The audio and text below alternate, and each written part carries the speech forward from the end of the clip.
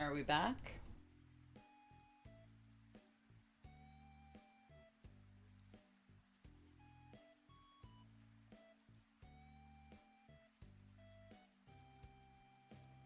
We should be back. I have restarted the router.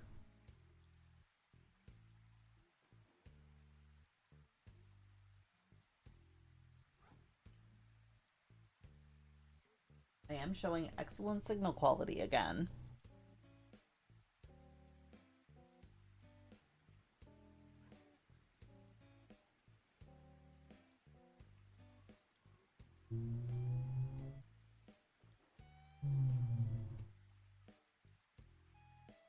Hello?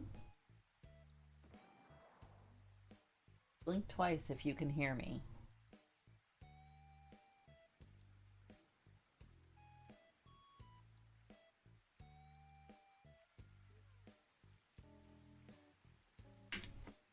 Uh-oh. Well, I'm not muted.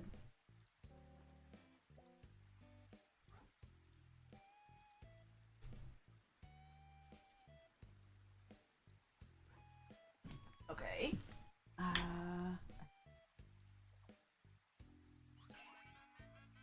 This is also borked. Ah, there we go. Okay, cool. Excellent. All right.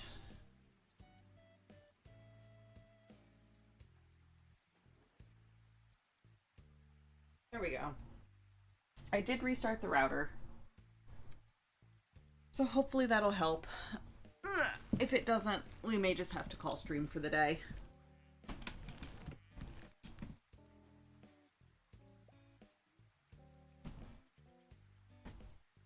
Which, you know, is what it is. Yeah, that was Sasha. She is indeed asleep downstairs on the couch. All right. That was fun. Hopefully it will persist, I suppose. Hopefully it will persist long enough for me to get through the D&D recap.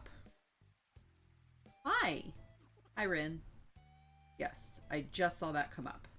So that is your delay test. Should be 7.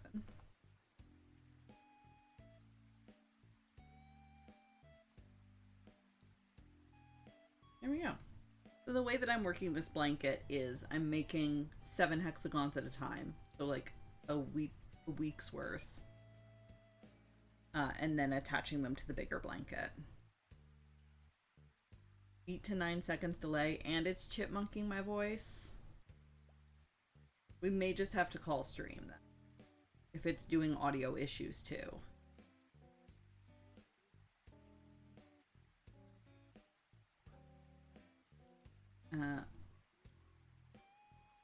Okay, Barris isn't hearing audio issues.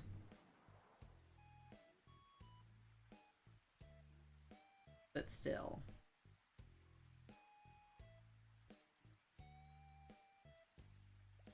So, there won't be a stream next week. Oh, it was just the TV reloaded and it's fine now? Okay, cool. So, in which case, we will try to at least get through the D&D recap. Because there won't be a stream next week. I will be out of town. And then the week after that will be hopefully another D&D section. So yeah, let's go ahead. It is close enough to 11. Let's go ahead and start the D&D recap, just in case stream does decide to bork itself again. So the last time we left off, we had just finished, is killing the right word for a ghost? We had just finished dissipating a moon elf spirit that we had encountered in the middle of Axholm Fortress. She didn't like our sun elf party member too much. Yeah, re-deading. exactly. We had just finished re-deading an elf spirit. Um, and presumably this was something that the characters had noticed immediately, but the players had not quite twigged onto. Um, but we quickly realized that the moon elf spirit that we had just undeaded was not actually the same banshee as Balar had seen during his scouting. That was a completely different creature that was a wood elf creature, which is still presumably floating around the fortress somewhere. So we all kind of go, okay, we know there's at least still a banshee around here somewhere. There could potentially be more ghouls or other things. We probably shouldn't take a rest here. We kind of took stock of ourselves and determined that, okay, we are all in fairly good shape. It was not a banshee. The only banshee was the wood elf. You said that she dropped her jaw to the floor and screamed at us with a wall of sound force. That sounds pretty darn banshee-like to me. But in any case, we kind of took stock of ourselves and determined that, okay, we're all in fairly good shape for the moment. We should continue on, try to clear some more rooms, see if we can find this wayward banshee that we know is still wandering around. So we head north up the corridor. There is a door directly in front of us and another corridor that's heading off to the left. So we go for the door directly in front of us first to kind of, you know, try to keep things in some semblance of an order. And Basil goes to check the door to kind of listen, or Adela actually. Adela goes to check the door, you know, listen. Everything seems to be fine. It doesn't seem to be trapped. So she heads in, and this looks like it was at one point a corridor that continued heading north, but the end of it, or like a section of it, has collapsed in, so now it's just kind of a room. And there's a big set of double doors off to the left-hand side. And when Adela goes over to listen at those doors, she finds that she can sort of detect a faint, like, whistling sound, or like the sound of maybe kind of a breeze from the other side of the door. So she casts Sense Thoughts to try to determine if there's anything, you know, waiting on the other side of the door. And she does not sense any thoughts. She only senses her party members within the radius of Sense Thoughts. So she goes ahead and opens the doors and finds that they lead out onto a balcony that overlooks the ballroom, which is where we fought that large number of ghouls a couple sessions ago. So this is, to remind, this is the initial room that when we broke down the door, this is the room we came into, and where all of the ghouls sort of piled in to start fighting us. So now there's just kind of a breeze coming in through that busted open door.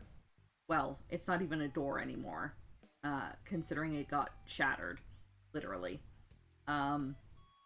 It's now just a large open space in the wall, but there is a distinct breeze coming through it, enough that it's kind of like occasionally like picking up a swirl of leaves on the ground kind of thing, which is a fair amount of wind for to be like, you know, coming down the, I guess you'd call it a causeway, and into this room. Yeah, it's kind of like we maybe made a wind tunnel. Yeah, exactly. But there's nothing else. These doors just lead out onto this little balcony. So Adela relays that to the rest of the group. Um, Bram continues down the hallway to so this corridor is headed off to the left from where we initially came in. And on the north side wall are a couple windows, and these look out onto the same ballroom. So they like look out over this 2-story tall ballroom, which is again where we fought the ghouls. And then on the south side wall of the corridor are a couple doors. So we determined that okay, the windows are chill. The windows just look over onto the room where we've already been before. So we start trying to clear the doors on the corridor, and there are 3 of them. The first one we know leads down into the room where we just were, with all of the cobwebs that Glint burned away, and the ghouls in the bathtub.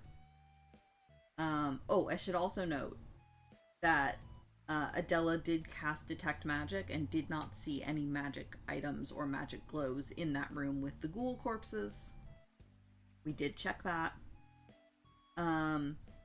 So Bram and Basil continue down the hall to the next room. Basil checks the door for traps, sort of listens at it, trying to determine if it's okay. It does not seem to be trapped, but it is locked. So Basil casts their special invisible hand to pick the lock, just in case. And like this lock is so old that honestly Bram could have picked it. Like as Basil was inserting his lock picks, the lock itself just kind of started falling apart. So that was an easily picked lock. And then Basil backed off to let Bram be the one to open the door. So Bram did indeed open the door. And inside was a bedroom. So and it's clearly like it's been locked up for a while. There are dust and cobwebs everywhere, like the furniture is rotting away. But we can kind of tell that okay, over there that used to be like a wardrobe, and that used to be like a chest, and they were all clearly like very fine make. Like there's the remains of maybe like gold trim on some of the furniture, and like we can tell that it was very finely made stuff, that this was probably the bedroom of somebody very important, like an important guest probably of the fortress.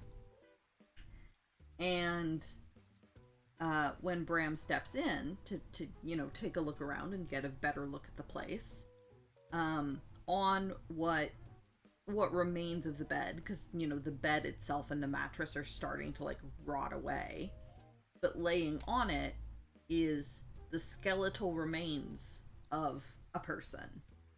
And Bram can tell by looking that those aren't the right size to be the remains of a dwarf in this dwarven fortress. It looks like somebody like about Balar and Basil's size. So maybe some kind of an elf, maybe a human, but like someone in that size range. This was not a dwarf. So Bram backs out of the room, and looks at Phalar and is like, hey, I think we might have found the remains of one of the, like, that elven spirit we just fought, maybe. Like, that's Bram's first thought. We don't actually have any evidence of that, but that's kind of what goes through Bram's mind. So Phalar goes in to take a look, take a closer look to see if maybe he can discern anything more. Yeah, exactly. Tall and lean with no extra appendages. So, like, no tail, no horns that would be obvious. So, elf, drow, half-elf, human, something along those lines. So Phalar goes in to take a closer look. And he's not really able to determine much of anything else.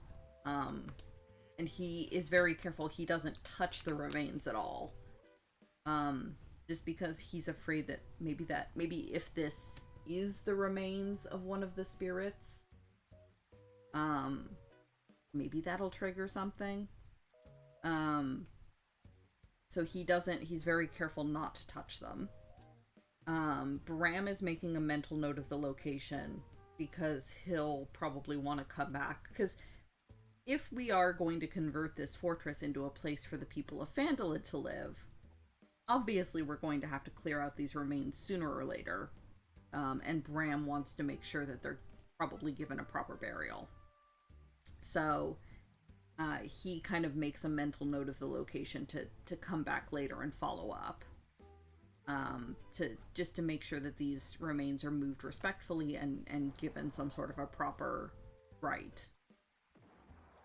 But Phalar does notice in his examination that the rest of the room is like coated in cobwebs and dust, and has clearly been like locked up and abandoned here for a very long time. However, the bones are not covered in dust and cobwebs. Like, they're not bleached clean. It does just look like however long, like they've been here long enough that any of the flesh and anything left has rotted away.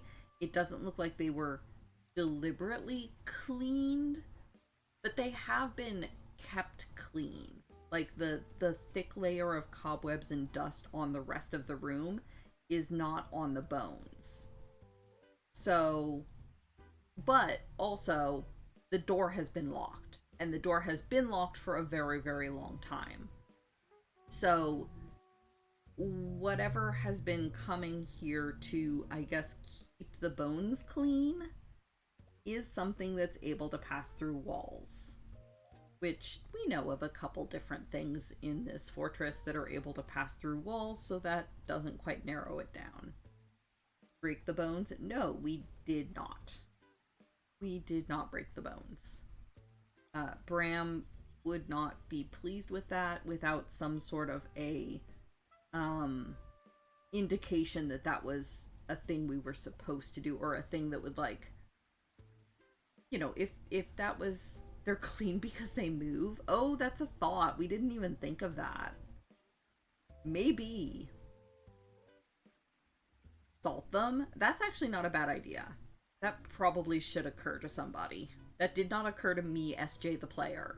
But that probably should occur to one of the PCs. That's actually a really great idea, Randus. Thank you. I'll do a roll or something next session to see if Bram actually thinks of that. That's a decent idea. Anyway, for now we leave them in place. We close the door and kind of make a mental note that they're there, but don't do anything with them yet. And we continue down the corridor to the next door. So this is at the end of the corridor. So there's another door that leads straight to the ahead. But then there is another door to the south. So we want to clear this last room. To you know, try to make sure it's clear, and then we'll continue on down the corridor. So we do the same sort of song and dance. Basil comes forward to check the door for, hopefully for traps, to listen and see if they, you know, hear anything on the other side. There isn't anything. The door does not seem to be trapped, and this one isn't locked either. So Basil backs off, and Bram goes to open the door. And he kind of does a thing where he tries to open the door slowly, because he's been shot through open doors before. So he's like opening the door slowly so that hopefully he can use the door as cover if there is anybody waiting on the other side to ambush. There isn't an ambush, but as he gets the door open enough to see the room, this looks like it's another bedchamber. So again, like the remains of a bed and like a wardrobe and like maybe a chest, and on the opposite wall is a fireplace, like a big, a big stone fireplace, like what you would expect to maybe see in a place like this. And all of the furniture is rotting away. There's no bodies in this one, no bodies in this bed. But like, the mattress is moldy and starting to disintegrate from age, that kind of thing. But as Bram gets the door open enough to see the entire room, he does see kind of like just a flicker of like wispy silver something disappearing through the back wall of the fireplace. Like, he sees some sort of a wisp of silver, disappearing into the fireplace and through the back wall. And so Bram instinctively is just kind of like, hello, like kind of calls out to this spirit or whatever it is. He doesn't get an answer from the spirit, but he starts to hear like almost a rumbling sound, like a oh, I don't know, like a very concentrated large amount of buzzing, kind of like almost like somebody had kicked a hornet's nest or something. And the party is still all mentally connected using telepathy. So Bram relays to the rest of the group like, hey, there's this weird rumbling sound. I'm not sure what it is. And Randus has us all roll initiative. So clearly there's something happening. We don't know exactly what, but we all roll initiative. Oh, okay. Thank you, Randus. I had missed that bit of the description. All the furniture in this room isn't rotting except the mattress, as it was made of ornately carved stone. Okay, thank you. So the mattress is rotting away, and there is presumably thick dust everywhere. But the furniture is okay in this room. Okay, thank you. I missed that bit of the description. So we all roll our initiatives. The rumbling, buzzing sound resolves itself into bees. Well, some kind of bees. Or wasps, or, whatever small swarming, stinging insect. Presumably they are some kind of Sword Coast bees, because Randus didn't specify otherwise. But this swarm of bees comes down out of the chimney, like comes down out of the fireplace, and just swarms over toward Bram, sort of attempting to bite and sting at him. Basil is able to take out some of the swarm with a crossbow bolt, because they're tiny creatures, but they are a swarm of them. So even if you like fire a crossbow bolt through the swarm, you're gonna take out some number of them. So Basil is able to kind of reduce the swarm. They aren't, they attempt to bite and sting Bram, but they aren't really able to find any purchase on him. They can't quite find a way to get through his armor. And so between Bram and Basil and I think Adela were able to kind of take out that swarm. But the fireplace is still buzzing, and Bram's first thought is, oh shit, back up and close the door. But then it kind of occurs to him like, yeah, generic bees, slightly bigger than a bumblebee. So yeah, like, this big, like carpenter bee size. Bram's first thought is, shit, close the door. But then he realizes, like, we're gonna have to clear out the bees eventually if we want this place to be safe for the people of Phandalin. Like, we're not just gonna leave this because presumably there's some kind of a beehive in the chimney, is clearly what's happened. And we're not just gonna leave that for the people of Phandalin to deal with. Like, oh yeah, here, have this fortress. It's totally safe except for the bees. Um, so Bram's kind of like, all right, yeah, we need to take care of these now.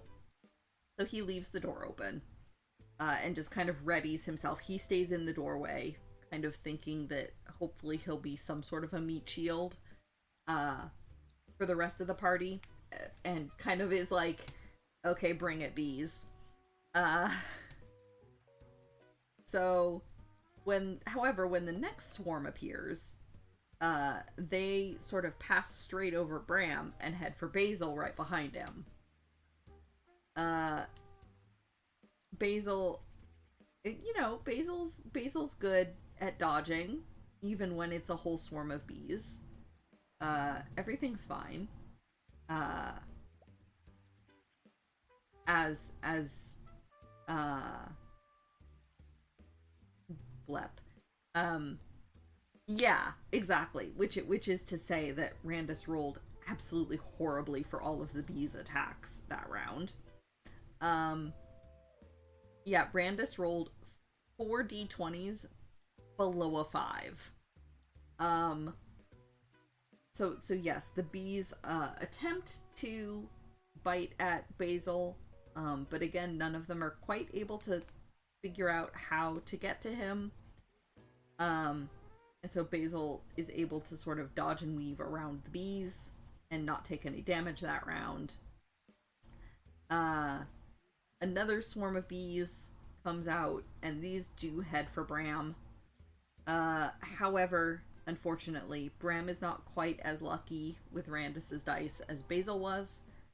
Because whereas with Basil, Randus managed to roll 4 misses, all, below a 5. When he goes to attack Bram, he manages to roll 2 critical hits.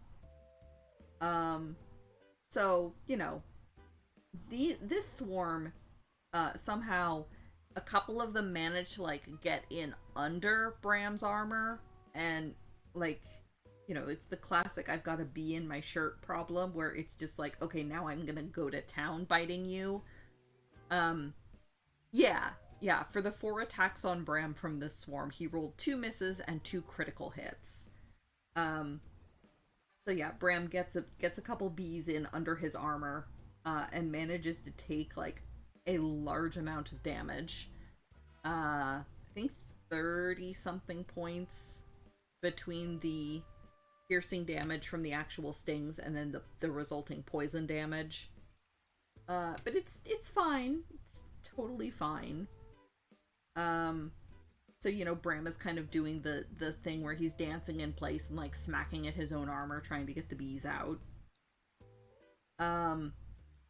A third swarm appears, and these manage to just make it to Adela, who is standing a couple feet back from the doorway. And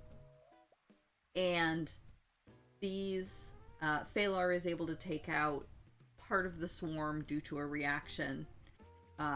He's able to, swing his rapier through the swarm a couple times and take out a number of the bees. However, did you roll 2 hits on Adela or 3 hits on Adela? Either way, I think you rolled all 3 because her AC was surprisingly low. Lower than you thought it was. So yeah, poor Adela got 3 hits from the bees. When you were designing them, you half considered allowing them to bypass armor due to size. Yeah, I mean, potentially. Depending on the kind of armor. Because you have to leave gaps for the joints. So, yeah. But anyway, poor Adela gets stung some number of times. But then between Adela herself, between Basil, between Glint casts a firebolt to clear the rest of the swarm off Bram. We are able to, over the course of the next couple rounds, take out the rest of the bees and the buzzing in the room has now grown quiet. There seem to be no more swarms emerging from the chimney. But of course there is still the hive to deal with. So Glint's like, okay, I got this. She sort of slides her way in and goes to investigate the fireplace. There doesn't seem to be any active buzzing, so she very cautiously kind of sticks her head into the fireplace and looks up. She is able to actually see the sky and take note of the storm clouds in the sky, which she's kind of surprised about. She kind of half expected the entire chimney to be, like, blocked off by a massive hive. But no, she can see up to the storm clouds. But there is indeed a massive beehive, just kind of chilling. But it looks like it was sort of, you know how when bees and wasps go to build nests, that sometimes they'll find like a branch or, you know, some sort of a protrusion or a shelf and like build their hive around that, like kind of use some kind of a structure that's already there as a core to kind of, you know, wrap their hive around. It seems like they've done that in this case, and that this hive is wrapped around some sort of an iron lever that's currently in the down position. And so Glenn's kind of like, huh, that's really interesting. And kind of like looks around to see if there's any, like, you know, holes in the wall or anything, because her first thought is maybe this lever controls like maybe a grate that would like slide across and seal off the chimney. But she doesn't see anything immediately obvious. But the lever is made of iron, so it's not going to be damaged when she burns the hive, which was kind of her first thought. She's kind of like, oh crap, if this is made of wood, we might be in trouble. But no, it's iron. So she goes ahead and lights the hive on fire with a firebolt. So and then immediately steps back to avoid having like burning hive and bee gunk and burnt honey raining down on her.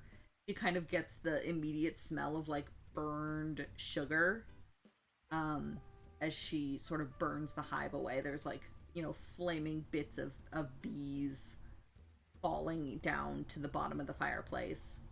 But it's fine.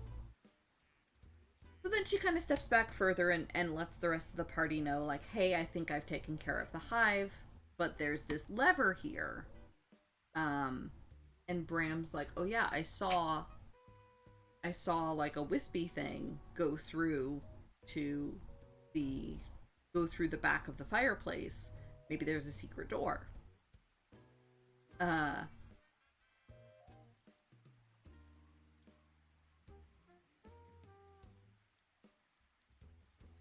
Oh, neat. Each swarm effectively had four different, like, HP bars.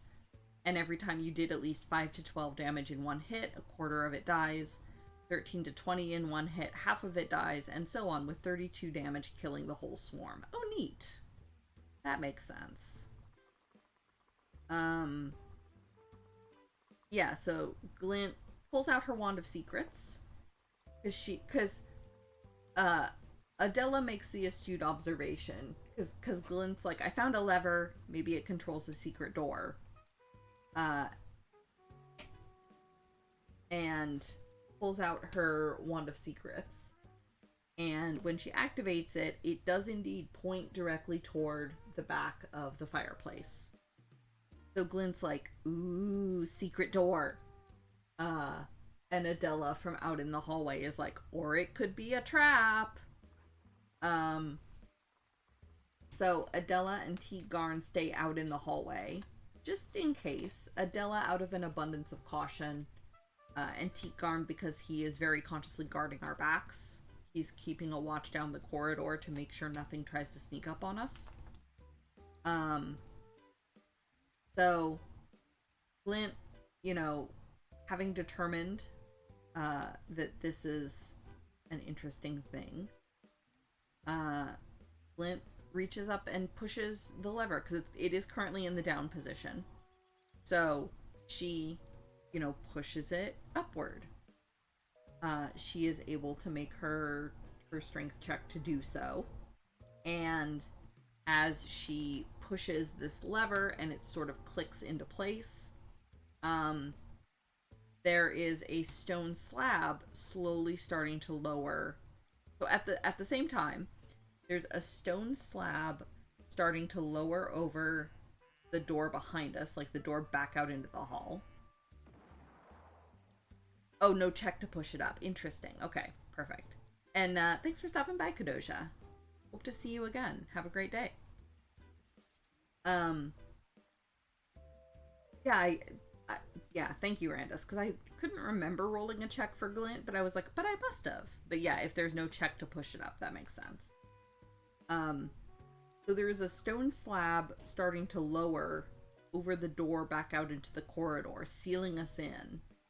But at the same time, there is a secret door slowly opening at the back of the fireplace. So, Glint being Glint, she's like, ooh. As this door at the back of the fireplace opens, it reveals a very small room on the other side. There are no other doors or exits from this room. It's just like a little 10 by 10, closet-sized secret room. Plain stone walls and floor.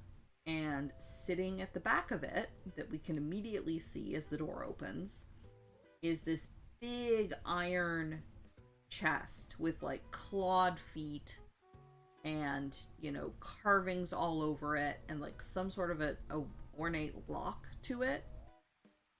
And Balar, who I don't remember if he has already cast detect magic or if he did it at this, I think he cast it when we were checking out the other room with the dead body in it to see if there was any magic items about. He did cast detect magic, which he had found no magic items in that room or in the previous room. Yeah, that's okay. Yeah, I had forgotten to mention that he did cast detect magic, so he has that up. And now, looking at this stone chest or this iron chest, he can see the faint glow of 2 magic items inside this chest. So, hey, good morning, Kuma. Yes, recap and coffee, both good things. So Phalar relays this to the rest of the party, like, hey, I can see a couple magic items in that chest. And Glint is like, ooh, shiny chest. So Glint sneaks her way in to get a closer look at this chest. And as she steps into the room and kind of glances around her, because the way this is laid out, it's a small square room, with the secret door here, and the chest is immediately in front of the door. So as Glint walks in the door to approach the chest and kind of looks around, she notices that on the wall beside the door, so like almost behind her as she steps in, so not immediately obvious until you actually walk in, on the wall beside the door, there is chained up another set of skeletal remains. And similar-ish to the other set, these are kind of, they would have been tall and kind of lanky, no obvious extra appendages, so not a dwarf, possibly elf, possibly human, something along those lines. And this one, the skull has like fallen off and smashed on the ground beside its feet, because it's been chained up here so long that it's just completely skeletized. Hey, Yalk has resubscribed for the 27th month. You still exist. Hey, Yalk. Hello. You have stepped into the middle of a D&D recap, but welcome back. Good to see you, buddy. And as Glint kind of glances over and then kind of does a double take as she notices this corpse. She also sees like a faint silver shimmer sort of appear and like condense and hover over top of this skeleton. So Glint being Glint, she immediately freaks out and is like, "Oh god, a ghost! Oh god, it's a ghost!" And immediately like zips back out of the room to hide behind Bram, and is like, "There's bones in there, and haunted bones, probably haunted bones, definitely ghost bones. You know, just the usual kind of Glint. Oh god, there's a ghost rambling."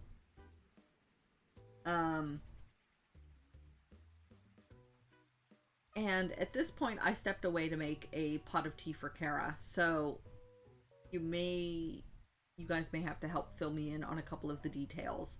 But once Glint kind of goes, "Yeah!" and zips back out, which I was describing as Schrodinger's Glint because she is enticed by the treasure chest and the potential shiny items, but also there's a ghost in there. So she is like attracted and repelled in equal measures, and is like constantly flipping between the two states of like treasure hunter but scared of ghosts, but treasure hunter but scared of ghosts.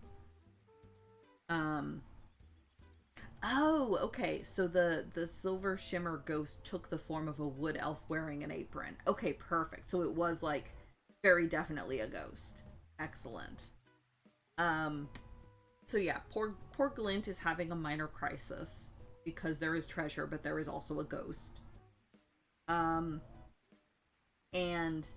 meanwhile, Phalar and Adela step in to take a closer look at things. We do a thing where we do briefly reverse the lever. Phalar steps in and closes the lever so that it opens the door to the hallway so that Adela can come in. And then we flip it the other way again so that it closes the door to the hallway and opens the secret one again. So that Adela can take a better look. Because it turns out that the iron chest, it isn't a conventional, like, pickable lock with a keyhole. Instead, there's, like, a very small, like, round dip where you might, like, insert something into what is presumably the lock. Which, with a little sleuthing and deduction, Clint and Basil would have been the only ones that saw the ghost. Oh, okay. That makes sense. With a little bit of sleuthing and deduction, and also a little bit of the ghost whispering in Adela's ear, which Basil saw, but chose not to mention. And apparently, Adela didn't think to mention either. But with a little bit of the ghost whispering in Adela's ear, she realizes that the ring that she took from the Death Knight that we faced is in fact the key to this chest. So she pulls out the little signet ring and is able to like insert it into the lock and turn it a few times, and the chest clicks open. And inside the chest is a belt and some kind of a helmet with like wings on the side of it. They're both magical, as Phalar's detect magic tells us. We have not yet identified exactly what either one of them is, but we did grab both of them. And it's kind of, and again, Bram kind of makes a note of, okay, we're gonna need to come back and take care of this body and give it a proper burial. We don't, we won't fully leave them here. We need to clear out the rest of the fortress, but then Bram will come back and hopefully take care of the body. So we all step back out into the main room, and Glint is still not wanting to go much closer to the fireplace because of Ghost. So Bram tries to reach in to, use the lever to reverse the doors again so that they can get out. Unfortunately, being a centaur, he's taller and it's kind of awkward for him to try to fit himself because the lever is like, it's up the chimney a little way. So he has to kind of like twist himself and like cram himself into the fireplace to try to like reach up to get the lever. So it's awkward. He's not able to quite get a good grip on it because it's, slippery with bee gunk.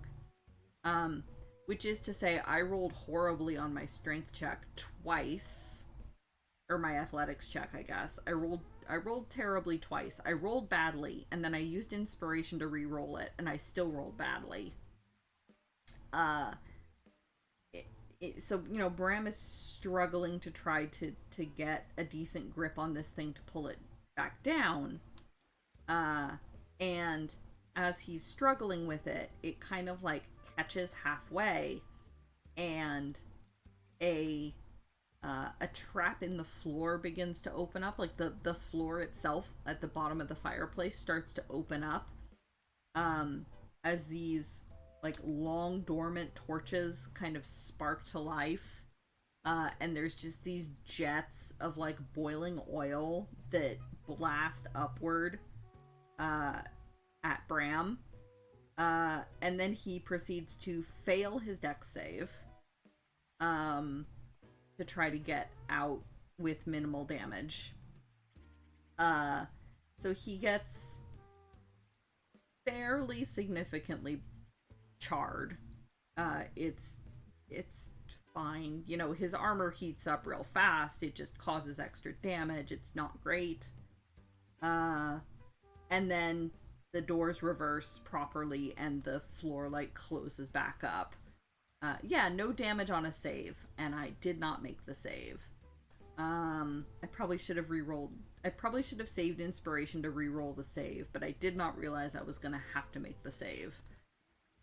Anyway, so now we're back out in the main room. We have 2 new magic items that need to be identified. Bram is between the bees and then the fire. Bram is down to single-digit HP. A couple of the others are fairly hurt. Adela took a fair amount of damage from the bees too. So we are kind of looking at each other going, short rest? Maybe we should short rest? We should probably short rest. Except that is where we decided to call the session. Because Kara was out for the day, and Zvother was also out for the day, and then Kite had to drop about here due to oversaturation of D&D. And so it was down to me and Merlin and Phalar and Randus, and we kind of decided, this is a good place to stop, because we'll probably take a short rest, and then the next thing that we do is going to be going into the next room, which God knows what's in there. So this is probably like the best place to stop. Yeah, and also Randus had an impending storm that was waiting to break, so we just we called it there. So that is the break of the session. Yeah. Oh, except so having seen Bram reduced to 5 HP by this fire trap, Glint did immediately cast a Cure Wounds on him. So he's not quite as bad off. He's back up to, I think, 19 HP. So he's still not in great shape. A short rest probably would not go amiss. But yeah, that's where we'll pick up next session. Is we have a short rest to take, and then we will continue exploring and trying to clear out this fortress. However, there is one thing that I realized I forgot. So, in the first room that we cleared, where we found the skeletal remains laying on the bed, where, the room was full of cobwebs and dust, but the bones itself were clean. When Phalar went to examine the bones, one of the things that he noticed is that one of the like neck vertebrae had been like split. Like there is clear damage to one of the neck vertebrae, almost like however he couldn't tell if it was done before or after death. So like maybe that was the cause of death. You know, if this person was like slashed across the throat while they slept.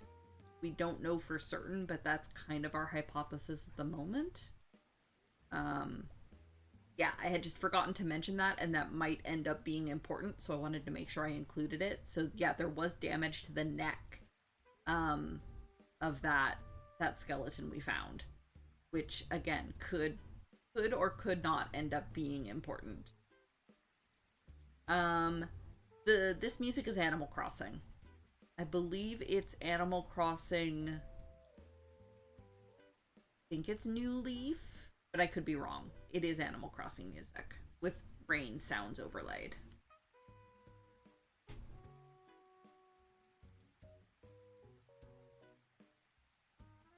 Kuma redeemed Board Game Arena and then immediately said, "Oh, not Board Game Arena."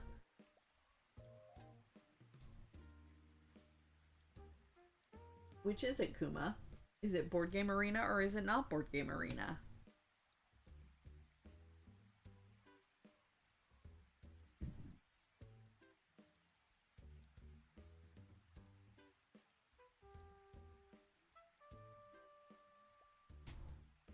Oh, the thing I forgot wasn't Board Game Arena. Yes, correct. I forgot a thing about the D&D recap. Oh, it was very thematic, so you thought it was me playing it. Nope.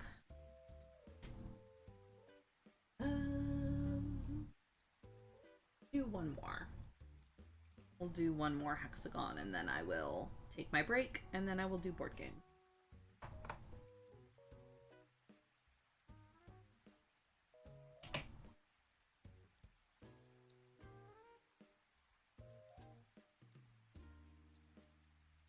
And at least now, stream seems to have stabilized. Maybe it was the modem.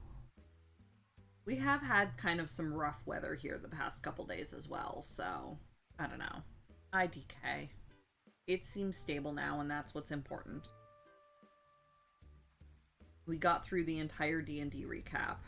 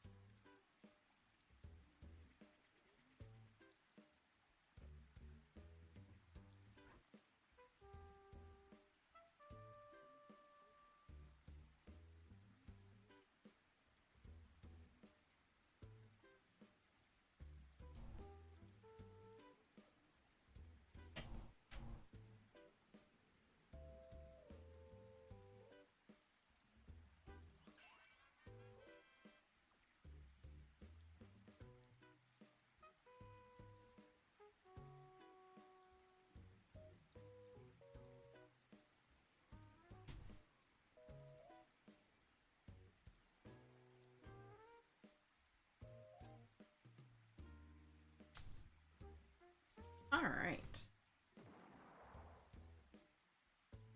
Progress. I'm going to go ahead and take my break. Everybody get up, stretch, move around a little bit, grab refills on your drinks if you need them. Hopefully, stream will stay stable. If it doesn't, don't panic. I'll fix it when I come back. But yeah, when we come back, we'll do some board games. And then, I don't know. I was thinking maybe pivoting to Infinite Fusion again, but I don't know. We'll see.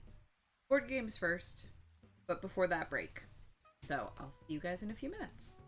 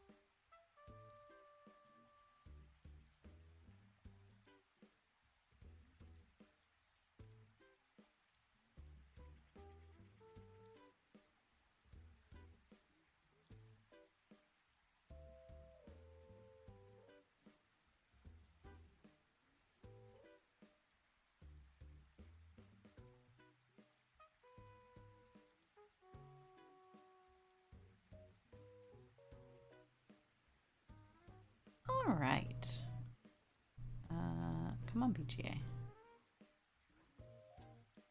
Do the thing.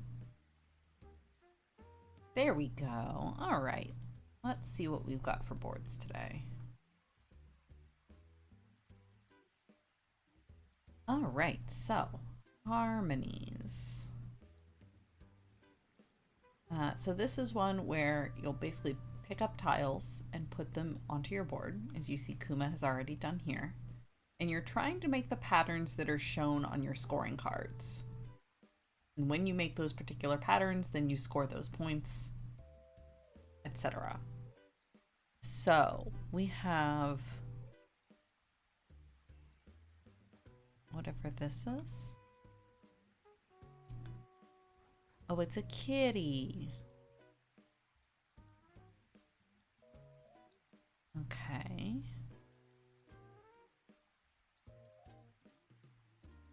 Gain 4 points for each tree of height 2 or 3. Ooh, actually. Could be real good. So we can either go hard for cities or hard for trees. Well, we go trees. Let's do trees. And then I can either pick one of these groups of tokens, or I can pick another scorecard. You can have up to 4 cards at the same time. I mean, this also has trees.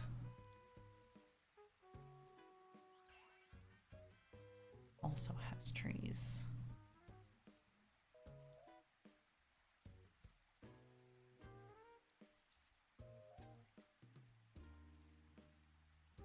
This one takes up the least amount of room. So maybe I just grab squirrels? Yeah, let's grab squirrels. Okay, and then no wood. Yeah, I do want the bees instead, actually. I do. I do want the deer. Yeah, I want the bees.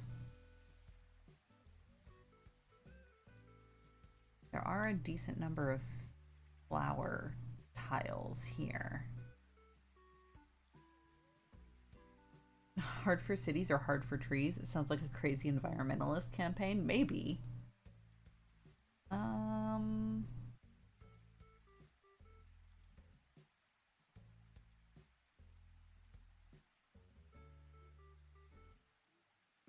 Sure, we'll try bees. And let's grab that. So, and you can rotate these as well. It doesn't have to be in this exact configuration. So let's put these guys there. Let's put you out of the way because I don't need you at the moment. And we'll call that turn. Ooh, panthers. All right, next. Okay. Azul diamonds. Oh, purple is the wild, hey?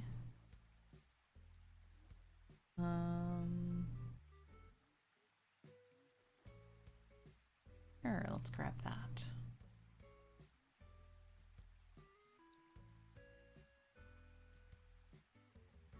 Okay, cafe. So this is a fairly new one. I actually quite like this. So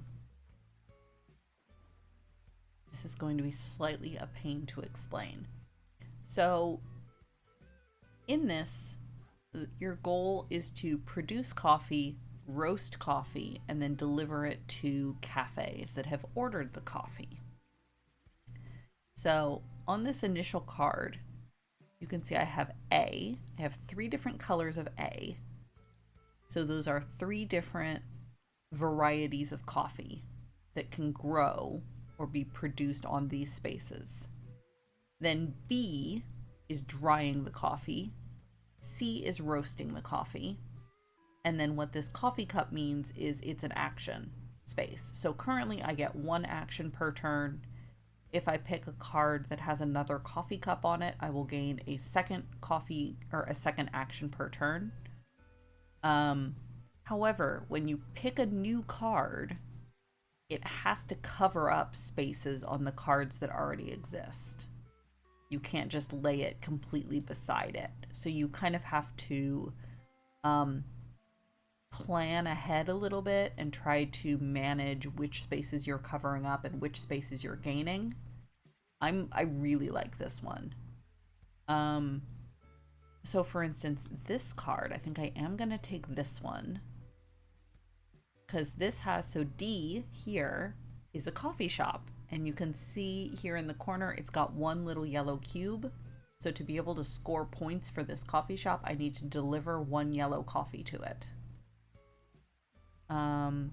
So I think I take this. I do have to pay a cube for it because it has an action space on it. So if I were to take either of these cards, they'd be free, but because this one gives me an extra action, I need to pay for it. I don't currently need red coffee, so let's get, actually, I don't have a way to produce red coffee, so let's get rid of that one. Because I'm going to place this.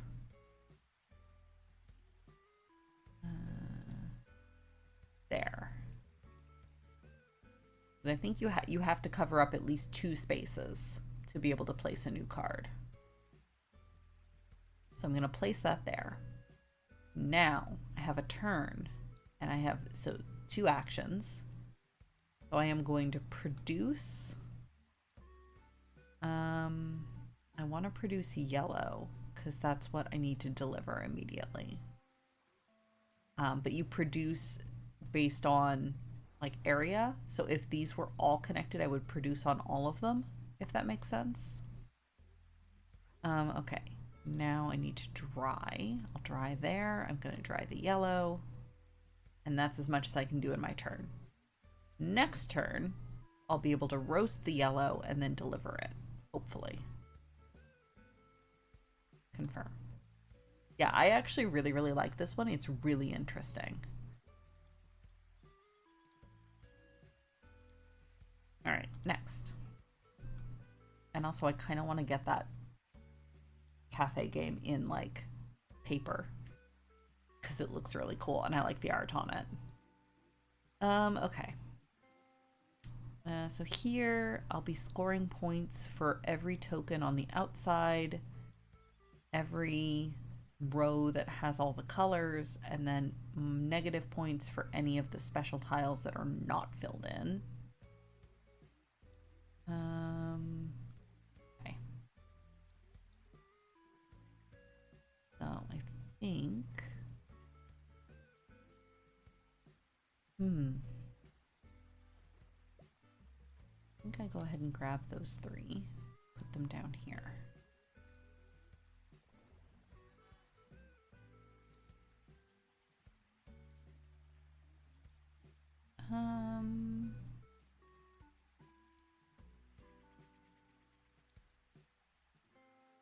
Sure, we'll do that. There's going to be a lot of koi koi. I think the majority of what I am in at the moment is koi kois.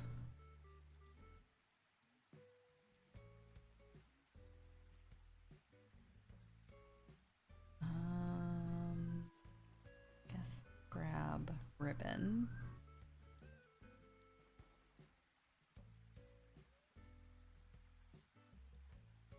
Right, and cribbage. Koi koi and cribbage.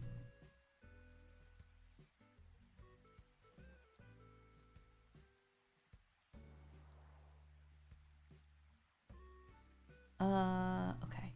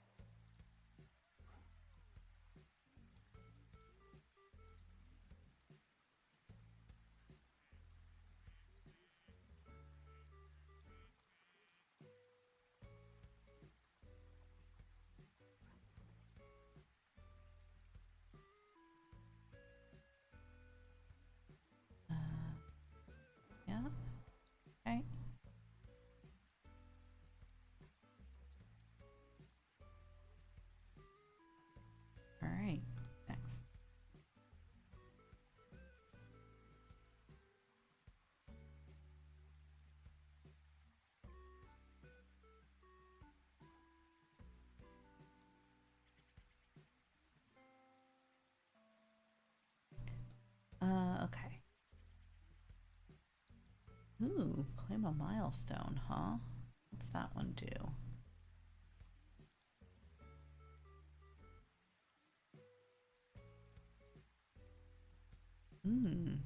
Yeah. That works for me. Let's do that.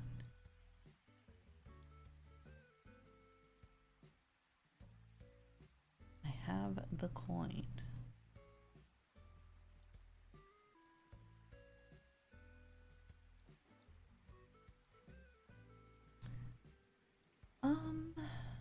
Let's place this.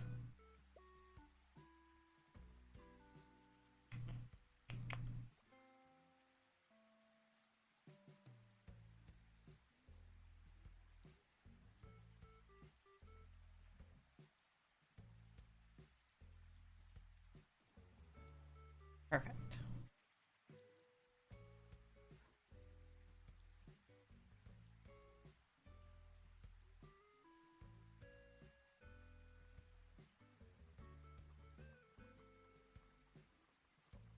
Okay. This one I just want to be putting a lot of things in a row. Do need light blues, so let's link those.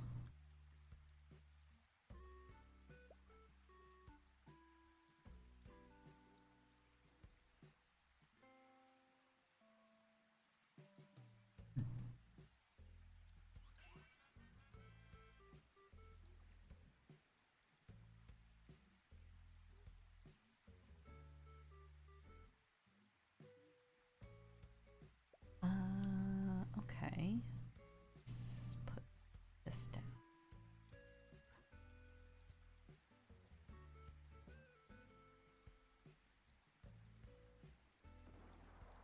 I will move 5 cells. Thank you very much. Excellent. No, I think I'm good.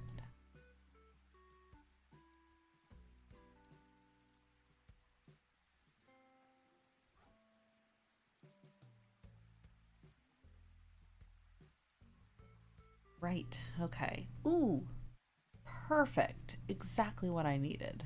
That goes there. Thank you, dice. They're usually not that nice to me. Excellent.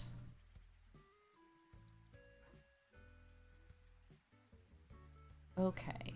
I do not want to bet teach you on this. Definitely not. Okay. I hate having the 1 card.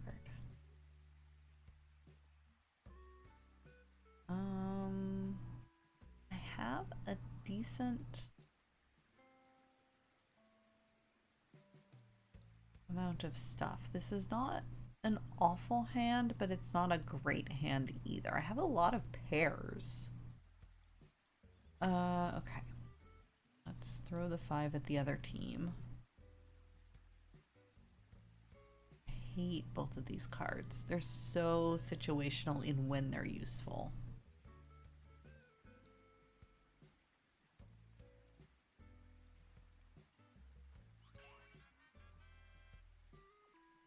Maybe I keep the dogs, because I should be able to win a trick with this amount of pairs. Theoretically.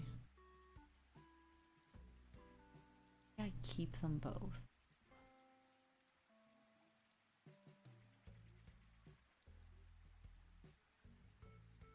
For the 8 at Kite and the king. Yeah. Yeah, sure. As good as anything else.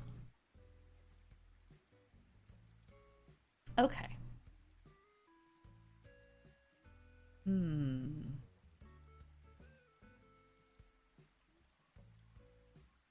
Okay, okay. What if? Take that. I take those. I put the rock there.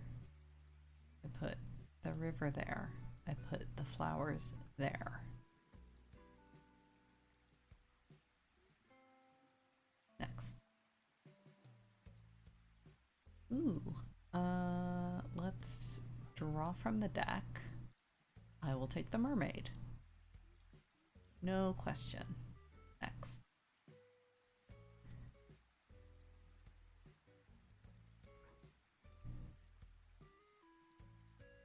Four-player Tichu is real interesting so far. So far, I like it. Okay.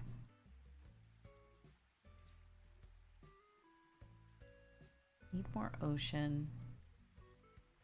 Need more temperature.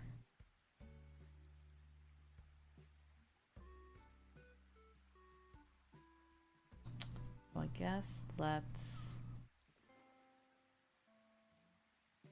play greenery.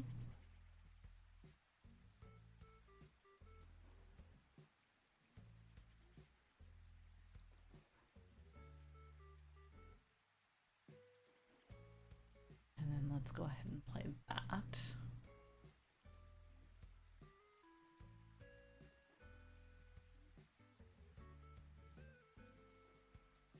Sure.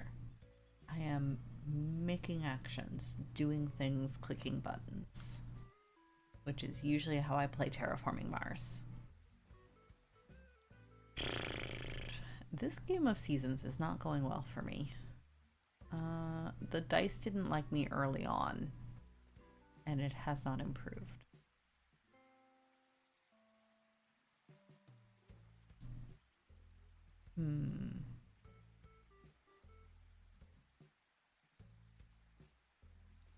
I do need air. I need water. What does this one do? Ah, right. I do need a water for that. Let's do this one.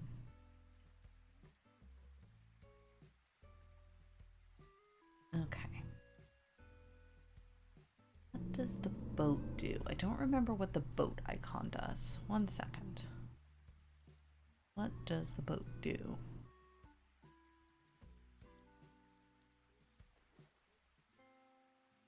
Oh, I think the boat is delivery. I think I need the boat to deliver.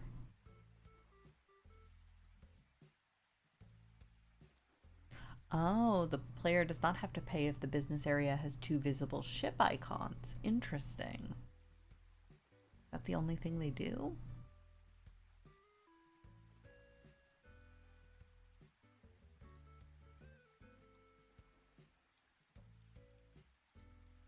Possibly, yes. Okay. The boats are good. Okay, but I am gonna have to cover things up here. I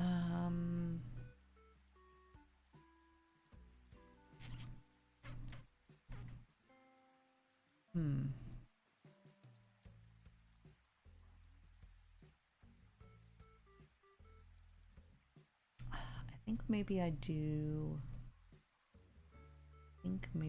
This. I think I put this.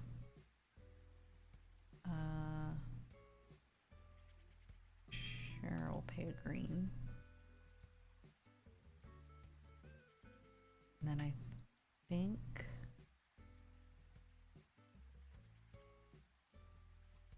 I put it here. It won't gain me an action. But I don't, or I could put it here. Actually, maybe I put it there because then I don't lose the roasting space. I think I'll put it here. Okay. The boat does water things, clearly. True. You make a valid argument. Okay, I need 1 yellow, 1 black. Grab the yellow from there.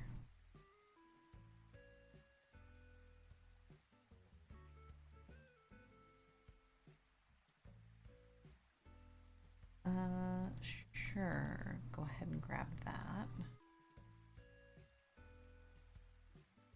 Think I'm caught up? I seem to be caught up. Excellent. All right. Thank you very much, friends.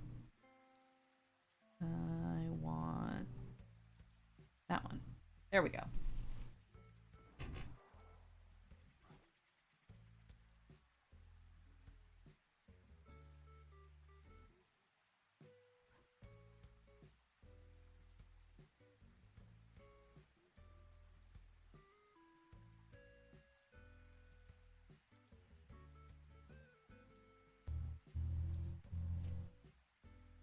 There we go.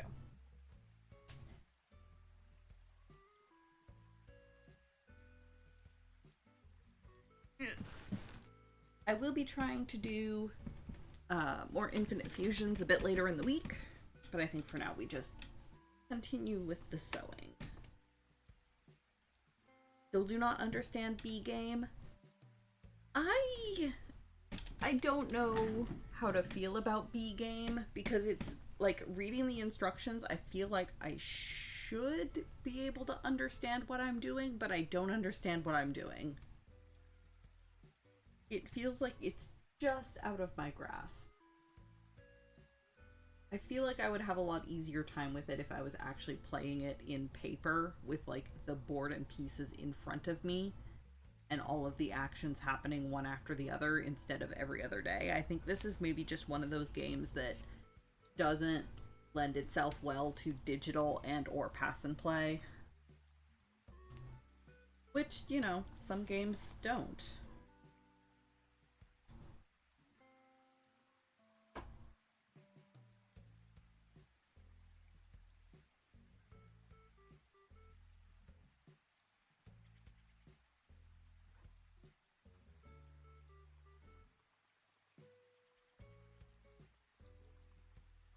Yes, also that. I feel like the BGA incarnation of it could be designed a bit more clearly.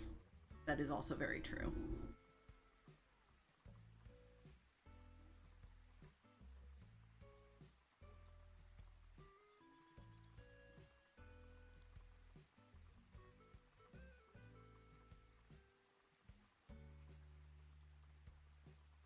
Also, as a reminder, if anyone needs to go get food, if you need to grab refills on your drinks, if you need to take medications, please do all of those things.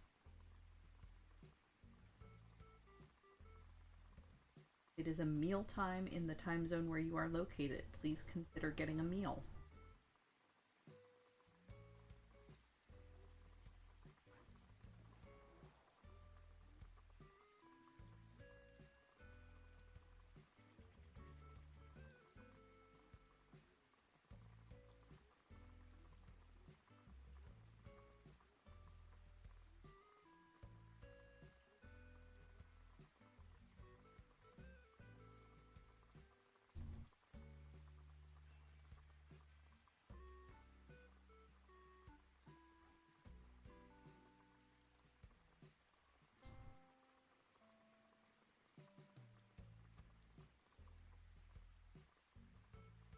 On your DB craft, once again, you've left it to the last 3-ish weeks before your shipping deadline.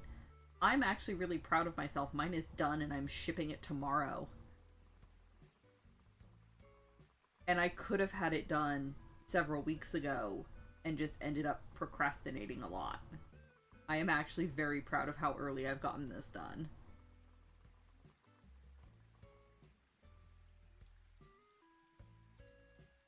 Technically, isn't Patchwork the most infinite of fusions? You're not wrong. Especially with hexagons.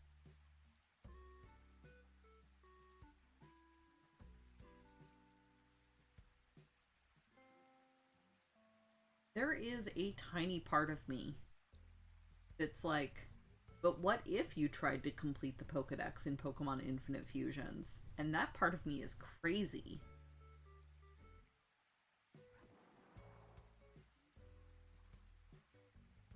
But I don't know. Maybe once we finish the game streaming it, we just continue to play it and see how far we can get.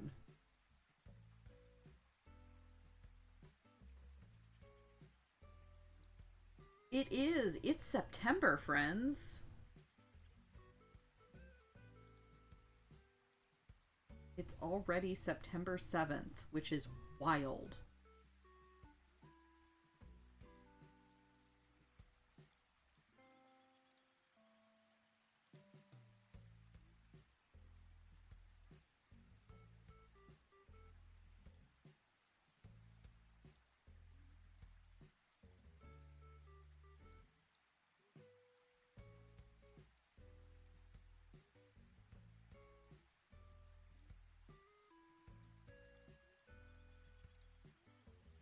But, Kara, I could make spreadsheets. I could make spreadsheets.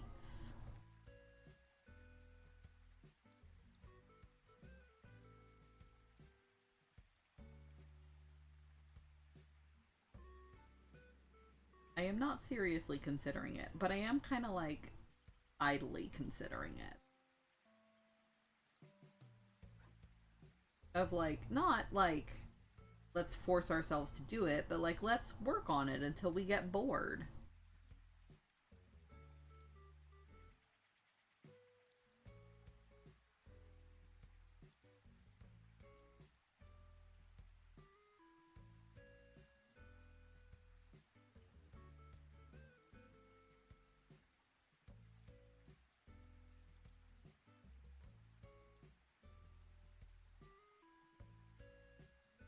Because, like, you start small. You start with, like, let's pick one Pokemon. Let's see if we can complete the fusion dex for that Pokemon. I doubt we would even make it that far, but it would be interesting.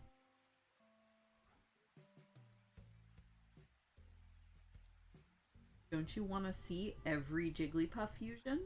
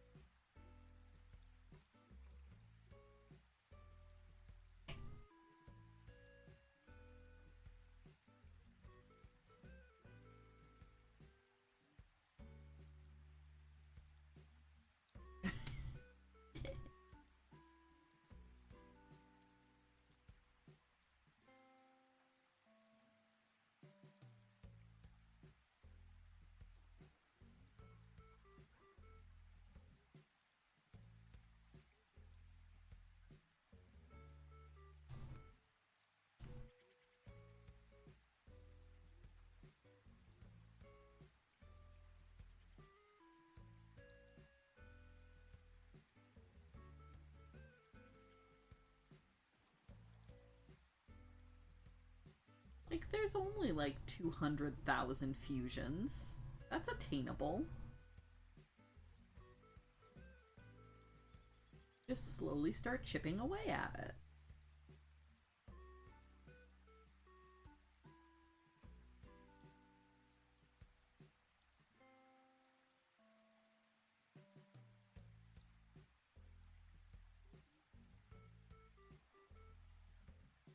Oh, I think she was saying me going, don't you want to see every Jigglypuff fusion? Is the devil talking.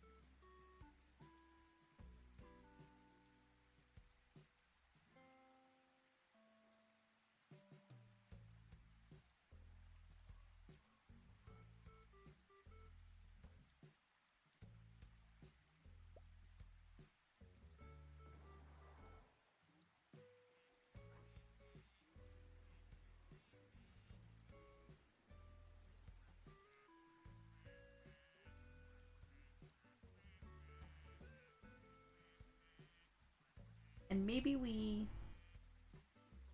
limit it to I don't have to actually obtain them all. I just have to have them all registered in the Pokedex. Because if you see an opponent trainer use a fusion, it does register it in your Pokedex.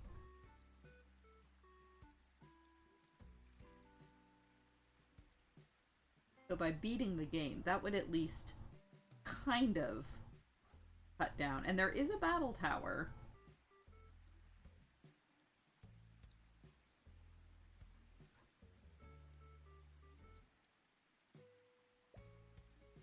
If there's a spreadsheet involved, it becomes work. See, I don't know. I I enjoy spreadsheets. I have made spreadsheets for fun for games before because I find them helpful and interesting.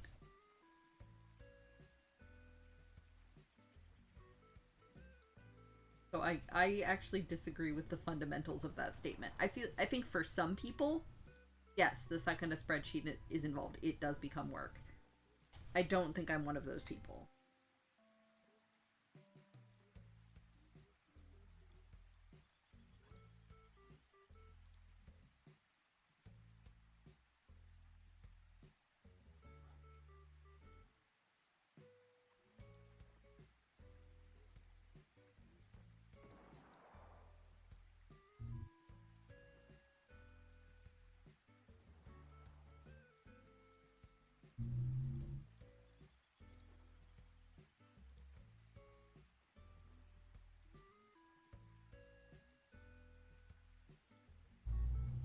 And like nobody's saying I have to marathon it either. What if I just like stream for an hour a day, get one or two new fusions each day, slowly but surely?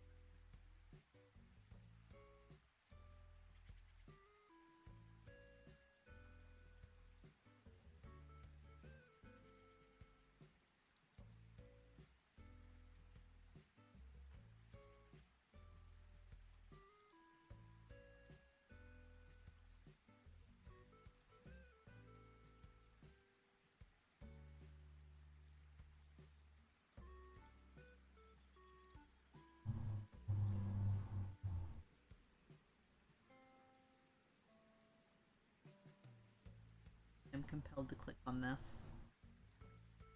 Okay, yeah, that's not bad. I've definitely seen worse. I'm just wearing a little hat. That's just a very round mime junior. It's fine.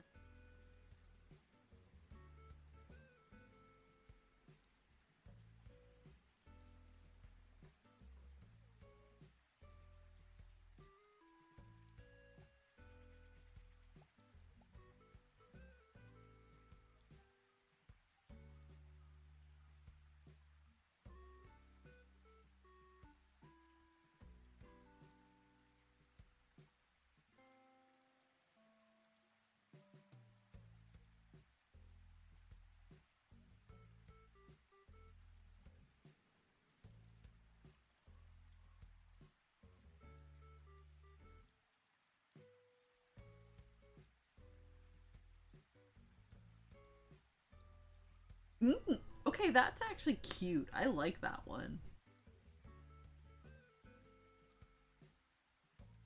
That's just Guildmaster Wigglytuff.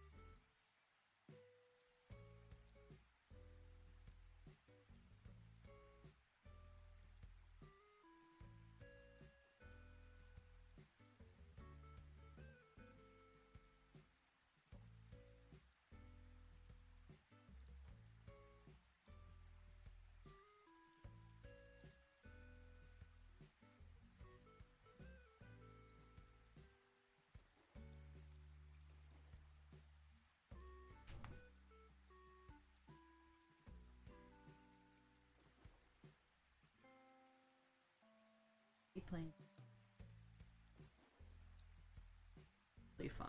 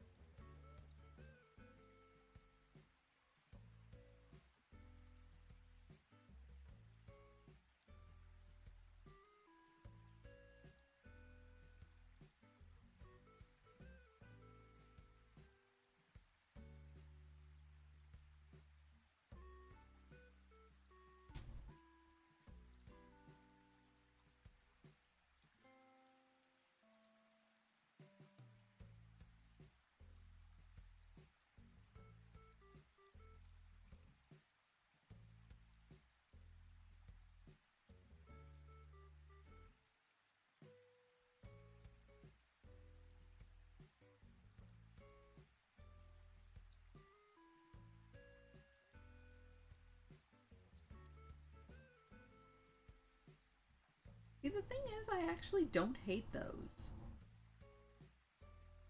I have certainly seen much worse Mr. Mime fusions. And much worse Jinx fusions, for that matter.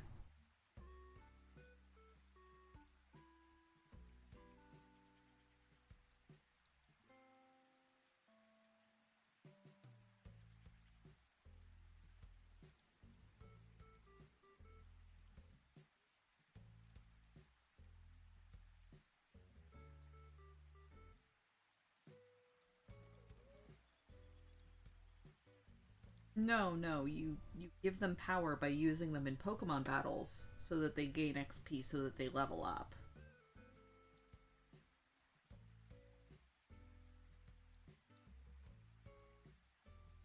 That's kind of how Pokemon works.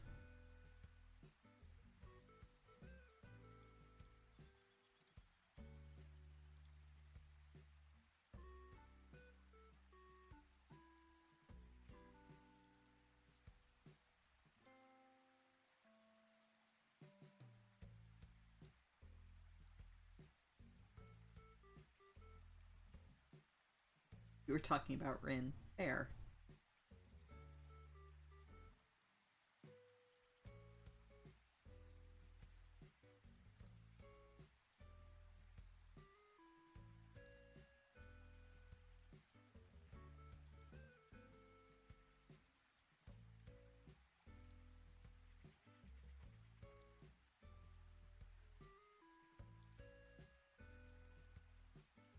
Ah.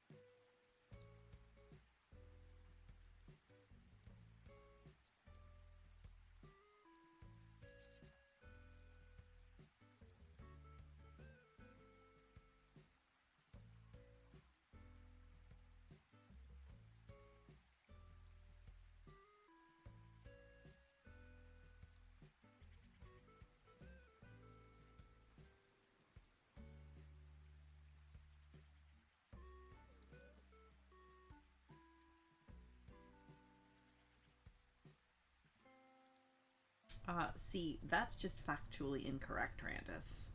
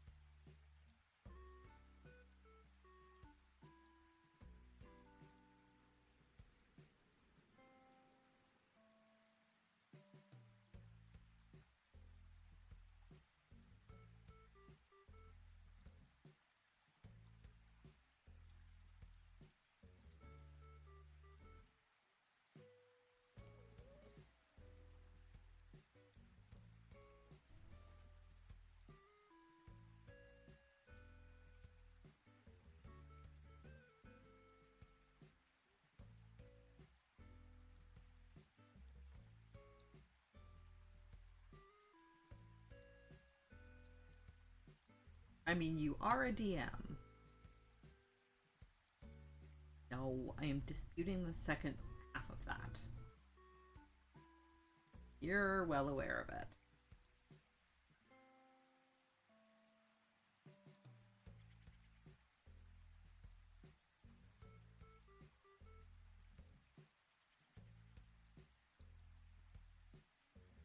Hold nicely. There we go.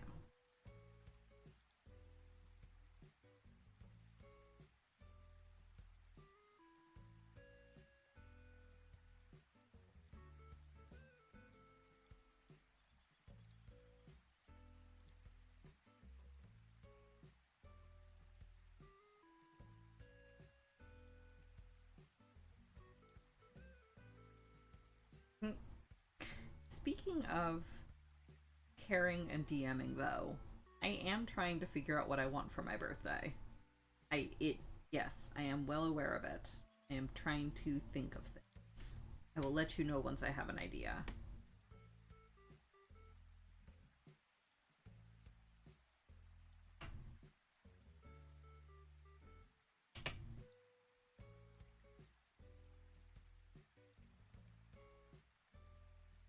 Any thoughts? Not so far. I feel like Bram's in a really good place, so I'm trying to think of, like, what other things. I don't know. Yeah, I've been trying to think of things. We'll see what I manage to brainstorm.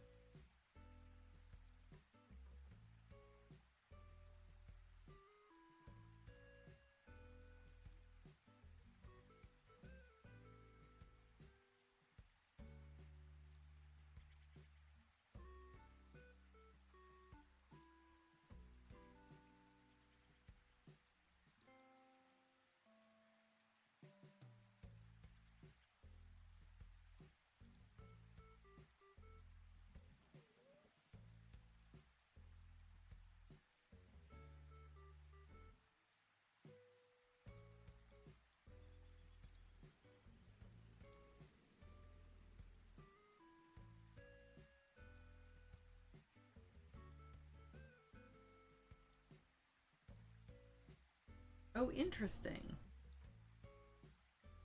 Icewind Dale is about the horrors of resource denial. I mean, that makes perfect sense.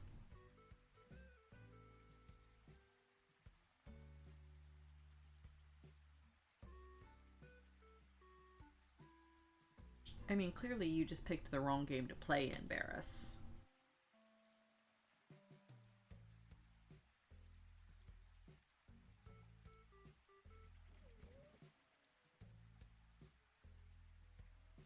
But yeah, like, also, WTF, time is fake. This is like the 4th birthday present.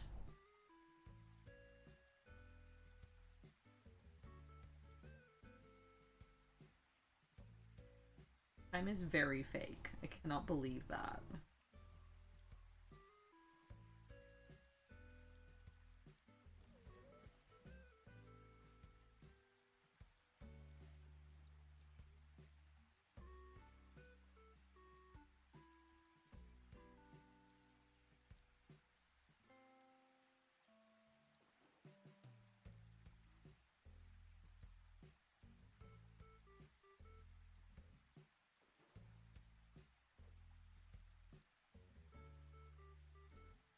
because year one, Bram was surprisingly squishy at the start of the campaign when I wanted him to be, or I wanted him to be able to tank. So my first birthday present was Bram's suit of armor that gives him the ability to reduce some types of damage, so he's tougher. Second birthday present was Platinum Martyr that lets him protect allies that I don't use nearly as often as I should. But usually the times when, at least lately, when Platinum Martyr would have been useful, Bram is also hurting and can't afford to take on extra damage. But I have it if I need it. Or I have it, if needed. And then last year was his feat that allows him to do initiative shenanigans. Because I kept rolling awfully on initiative. And Bram going last in the turn order is not typically very useful. And then this year, I don't know. I will have to think of ideas.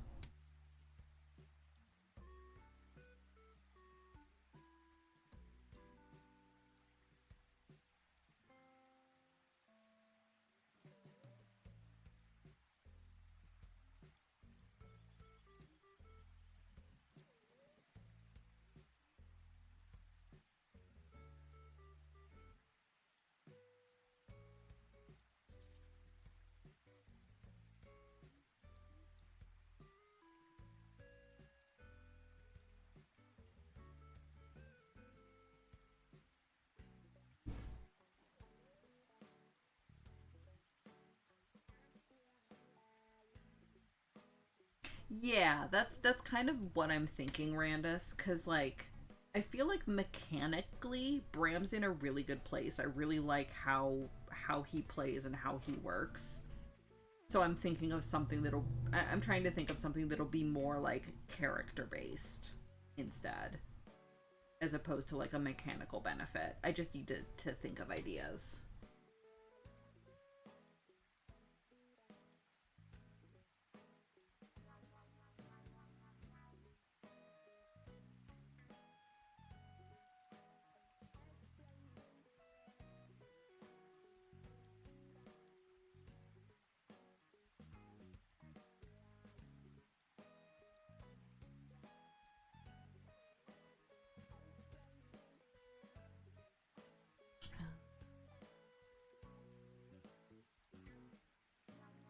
Or thread.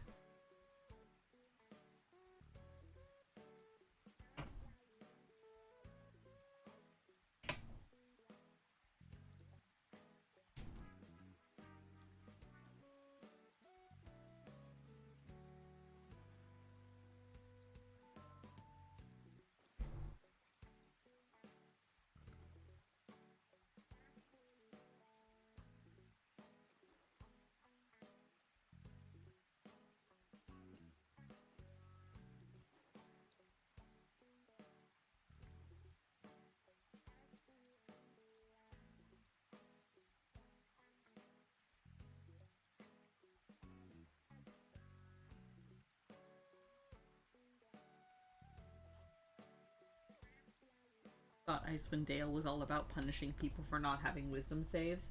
I feel like it can probably be both things.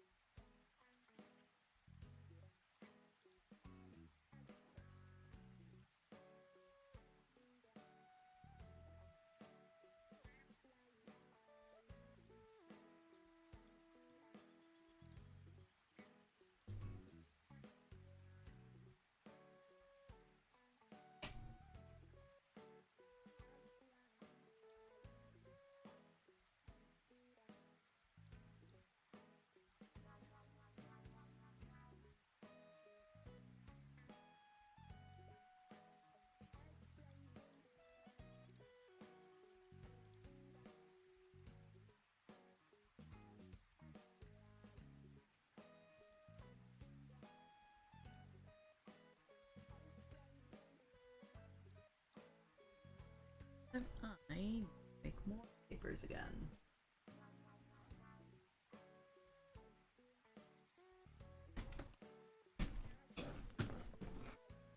Come here.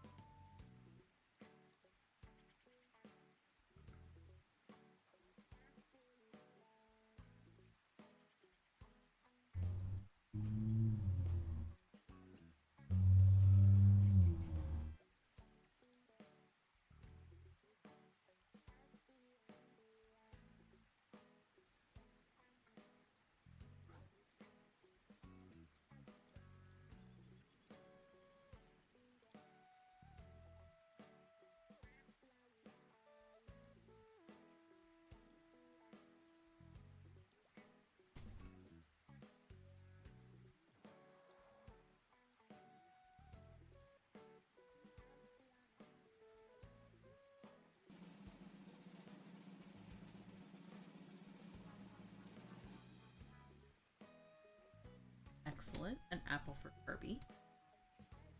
This is also a reminder to everybody else to also eat. Excited because it sounds like Kara is making dinner or making lunch upstairs.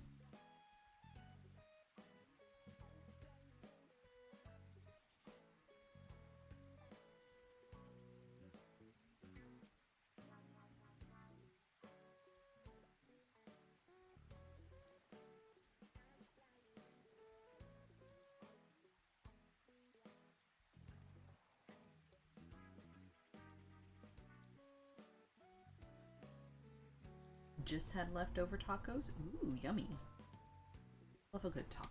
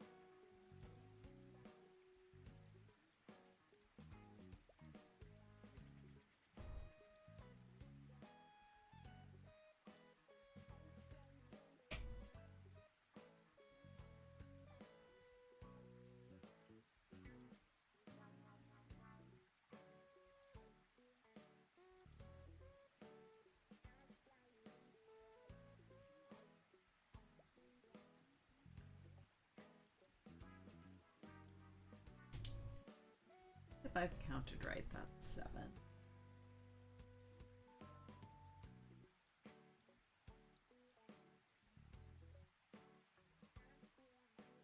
Hey, I counted right. Excellent.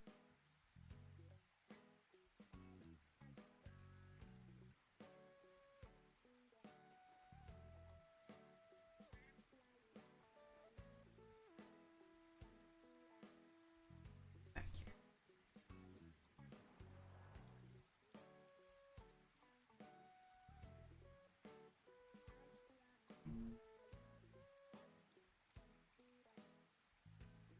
Making up for missed days.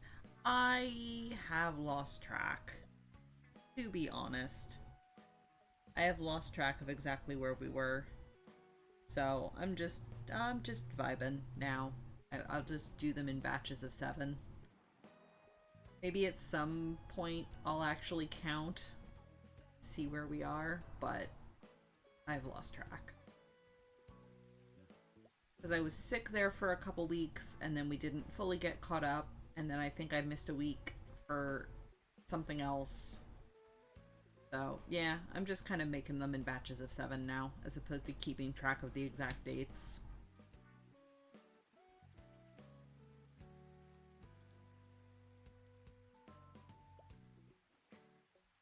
Alright. I have time to get a couple of these connected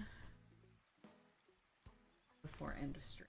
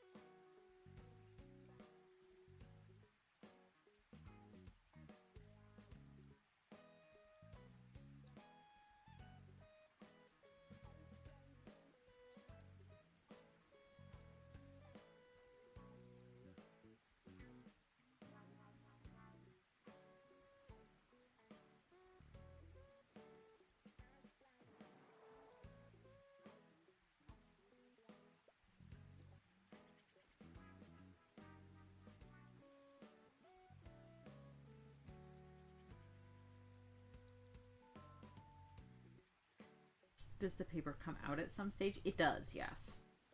So once the hexagon has been like stitched in on all 6 sides, I can pull the paper out. So like most of these no longer have the papers in them.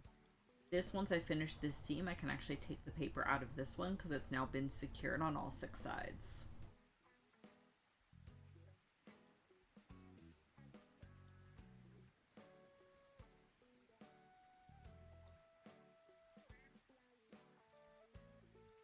The paper is mostly so that it is able to keep its shape more easily while I'm sewing it in. And then once it's fully secured, the paper is no longer needed. It tears around the stitches. No, I cut the stitches out. So the stitches I'm doing now are not actually going through the paper at all. They're only going through the fabric. And then the larger, like the basting stitches that are actually holding the paper in, I'll cut those and pull those out. Yeah, these little stitches that I'm doing a particular technique called ladder stitching, where I'm actually not catching the paper at all. So the paper is able to easily slip out.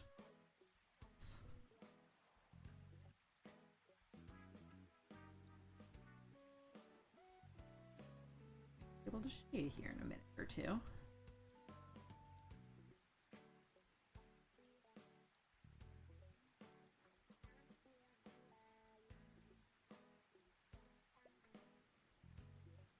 And then even here at the corners, where I'm doing the corner stitches to lock the seam in, I'm not going through the paper, I'm just going through the fabric at the very edge of the paper.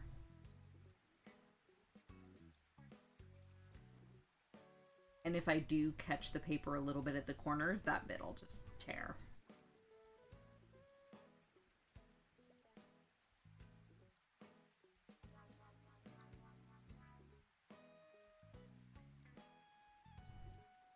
So this blue one, now that I've sewn it in on all 6 sides, I can cut these large basting stitches. Snip those out.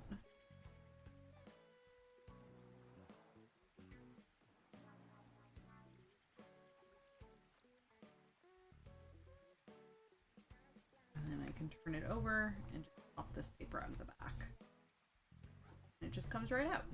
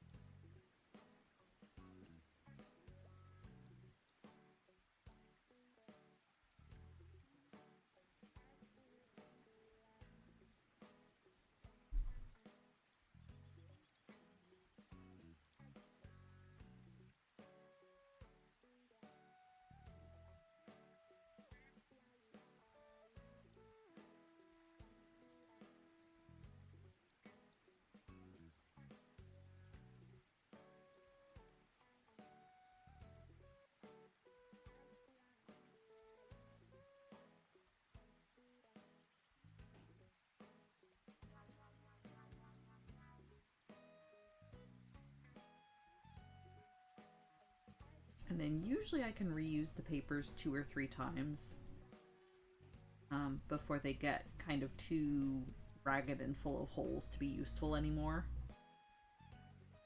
Which is why I have to keep making new ones.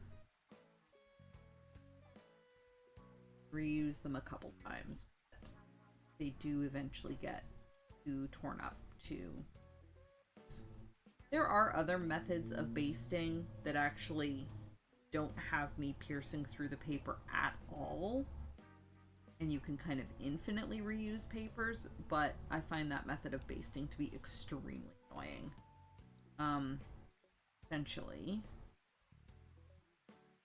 so for instance, this orange one I have here, to be able to, I just baste through the paper with those large stitches. I just fold the fabric over and baste through it. It's fine.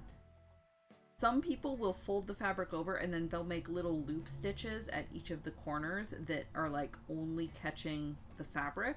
So they'll like loop a couple stitches here and then stretch the thread over and loop a couple stitches there and like secure just the fabric and then like pull the paper out and leave the basting stitches. Which is a totally valid method of doing it. I just find that way of basting extremely annoying. So I don't.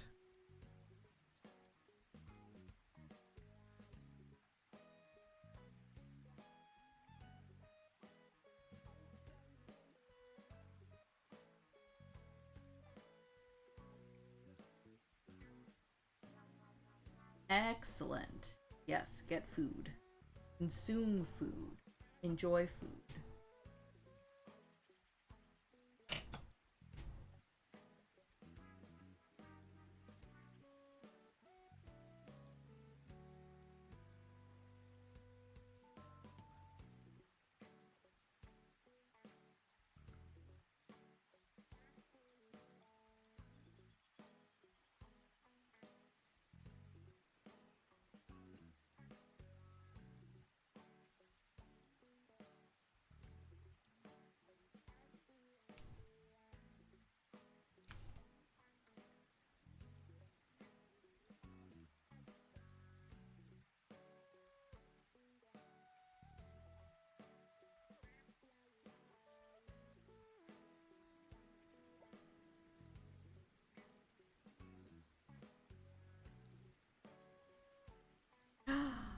I was just kind of waiting on your word. I am actually fairly hungry. So, maybe I just call stream here. I was at the beginning of a scene. I know we're a little bit early. I apologize for that. But I am in fact hungry. And Kara has made us lunch. So yeah. I think I will call stream there. I am hoping to be able to stream some more Infinite Fusions at some point this week. So stay tuned, keep an eye on the channel. I don't know exactly what days or what times. We'll just kind of play it by ear.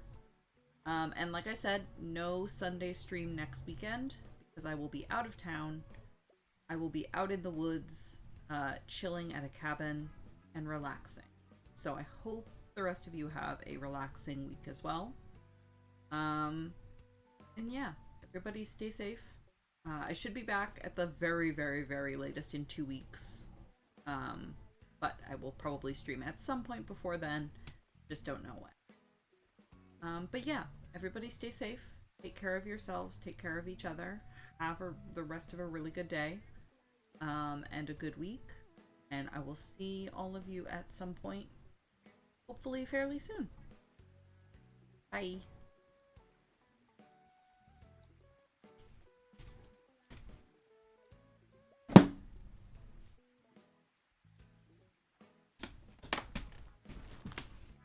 Someday I'll have a stream deck so I can just press a button.